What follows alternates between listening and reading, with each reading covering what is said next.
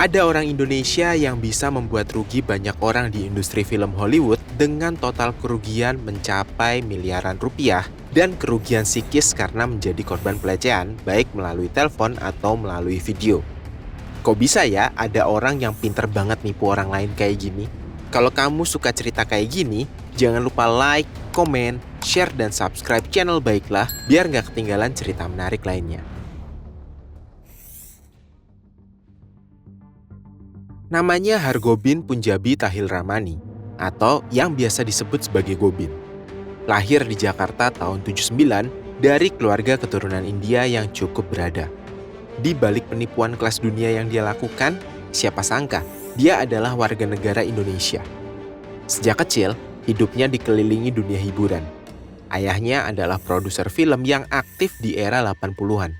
Rumah produksinya ada di seberang rumah mereka. Dunia film sudah jadi pemandangan sehari-hari buat Gobin kecil. Waktu remaja, Gobin bersekolah di private school di Kemayoran, Jakarta. Setelah lulus, ia menempuh pendidikan tinggi di Amerika Serikat.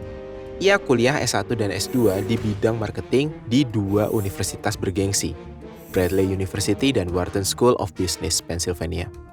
Dari luar, hidupnya kelihatan mulus, mirip impian banyak orang kaya Jakarta. Tapi kalau dilihat lebih dalam, sebenarnya Gobin punya cerita kelam. Ayahnya meninggal di tahun 2003. Setelah itu, muncul konflik dalam keluarga. Ia berselisih hebat dengan saudara-saudaranya soal warisan. Beberapa orang dekat keluarga menyebut saat itu Gobin mulai berubah. Ia merasa nggak dianggap. Bahkan ada cerita hanya karena tagihan telepon rumah yang membengkak, ia dimarahi habis-habisan sama kakaknya. Masalah kecil jadi bara yang gede, dan dari situlah mungkin rasa marah itu tuh mulai tumbuh. Puncaknya tahun 2008. Gobin masuk penjara Cipinang karena bersengketa dengan keluarga besarnya. Dia masuk penjara dengan dakwaan kasus penggelapan, dan saat dia berada di dalam penjara, dia malah melakukan hal iseng yang bisa dibilang bodoh. Dia iseng menelpon kedubes Amerika dari dalam sel, pakai nama samaran, pura-pura jadi orang Iran dan Rusia, lalu mengancam akan meledakkan gedung FBI dan Pentagon. Motifnya, untuk melampiaskan kekesalan ke dunia dan keluarganya. Aksi prank yang berujung pasal terorisme. Sejak itu, hidup Gobin seperti memilih jalan gelap sepenuhnya.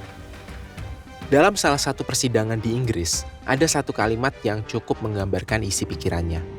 Dia punya dorongan kuat untuk menghukum orang lain. Bahkan, disebut-sebut dia bisa meniru puluhan suara berbeda, termasuk suara wanita Hollywood yang sangat spesifik. Kemampuannya menipu bukan cuma soal teknis, tapi juga psikologis. Ia tahu siapa targetnya, apa kelemahannya, dan bagaimana memainkan emosi mereka. Ini adalah penipuan dengan skema yang sangat sistematis dan manipulatif.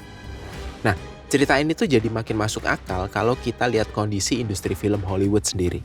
Di balik gemerlapnya, ada banyak pekerja freelance, mulai dari aktor, penulis, fotografer, yang hidupnya nggak stabil. Mereka hidup dari proyek ke proyek, dan selalu menunggu kesempatan besar.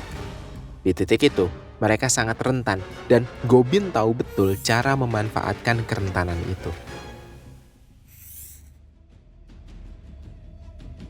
Cara Gobin menipu bukan dengan menyamar secara fisik, tapi lewat suara. Gobin bisa menirukan suara-suara perempuan yang memiliki strata tinggi dan eksekutif di industri film Hollywood dengan sangat meyakinkan. Mulai dari Amy Pascal, seorang produser film Amerika, Kathleen Kennedy yang juga produser film di Amerika, sampai Wendy Deng Murdoch, seorang investor untuk industri film. Semuanya pernah dipakai suaranya sama si Gobin buat nipu. Dia bikin aksen, intonasi, gaya bicara. Totalitasnya luar biasa. Kalau cuma denger lewat telepon, gak ada yang curiga kalau yang nelpon itu tuh cowok, orang Indonesia lagi. Dia menghubungi korban-korbannya baik menggunakan telepon ataupun menggunakan email. Dia mentarget orang-orang yang bekerja di industri kreatif Hollywood kayak fotografer, aktor, penata rias, penulis skenario, dan menjanjikan proyek besar. Biasanya Gobin akan ngarang cerita kayak gini. Akan ada produksi film besar di Indonesia, Jakarta, Bali, atau kadang Kalimantan jadi latar cerita yang disebut-sebut. Korban diminta datang secepatnya dan semua biayanya nanti akan diganti. Tapi kenyataannya, mereka harus bayar semua sendiri. Gobin tahu betul cara membuat semuanya terlihat meyakinkan. Korban diminta beli tiket pesawat dengan dana pribadi. Setibanya di Indonesia, mereka dijemput sopir yang juga bagian dari komplotannya. Setelah itu, mereka diminta bayar izin lokasi, biaya keamanan, biaya supir, biaya audisi, bahkan ada yang diminta kirim video-video aneh kayak adegan ranjang dari skenario palsu. Atau meminta korban melakukan telepon dengan membacakan naskah yang bernuansa sensitif dan sensual sebagai bentuk casting. Karena hal itu, banyak korban yang gak berani speak up karena malu atau takut dicap mudah dibodohi. Total kerugian yang dilakukan sama penipuan si Gobin ini tuh diperkirakan lebih dari $1 juta USD dan lebih dari 300 orang yang ketipu dari berbagai negara. Beberapa korbannya kayak Will Stratman, seorang fotografer asal New York. Dia sampai 3 kali ke Indonesia, bayar sendiri semua biaya dan total rugi sampai $54.000. Lalu ada Greg Mandrano, penulis skenario yang ditipu sampai $80.000. Bahkan sempat diminta mengirim rekaman dirinya sedang membaca naskah cabul. Terakhir ada Don Considine, aktor yang dikira bakal main di film Nolan. Dia sampai ikut latihan bela diri dan bayar $7.000 untuk audisi palsu.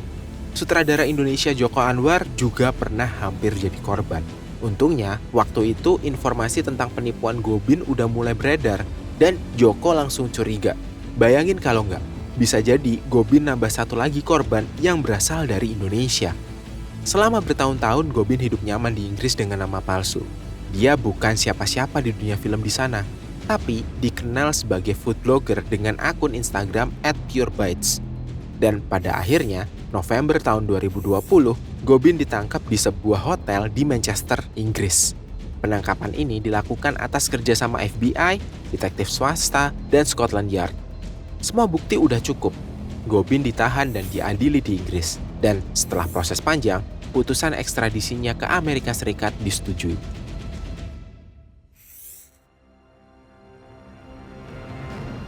Setelah ditangkap di sebuah hotel di Manchester tahun 2020, Gobin yang dijuluki sama media-media internasional sebagai Queen of Hollywood akhirnya menghadapi keputusan penting dari sistem hukum Inggris. Pada pertengahan 2024, pengadilan di Inggris secara resmi menyetujui permintaan ekstradisi dari Amerika Serikat.